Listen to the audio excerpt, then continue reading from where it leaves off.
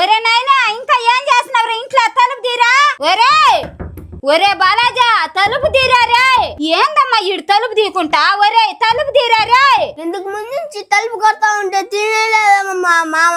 ఏం చేస్తున్నాడు రా వాడు తలుపు తీకుంటా? ఏమో అమ్మమ్మ. నా బిడ్డకి ఏమైందో ఏమోనమ్మా తలుపు తీలేదా? నాయనా బాలాజా తలుపు తీరా. మామ ఎంతో పరిచయం. అమ్మమ్మ భయపడతా ఉంటే తలుపు తీ మామ.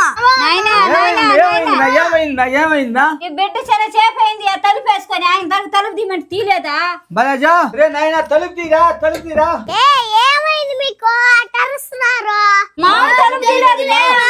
ఎందుకు నా బట్ట గురించి అట్టరుస్తున్నారు?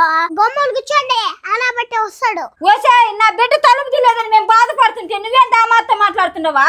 ఓసా అమ్మమ్మ ఇప్పుడు నీ కొడుకు తలుపు తీసి బయట రావాలా? మేమందరం ఏం చెప్పు నుంచి అరుస్తున్నావు రాలేదే.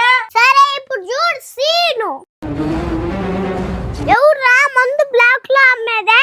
బ్లాక్ లో 10 రూపాయలు ఎక్కువ పెట్టి అమ్మేది కాకుండా ఈ బాత్రూమ్ లో పెట్టిన కాటన్ ని దొంగలిచ్చి అమ్ముతావా? బాత్రూమ్ లో ముందు ఎవరు దాకిందా? అరే నీ అబ్బా ఎట్లా మీ అమ్మ నన్ను భరిస్తాడు అయినా కొడుకుని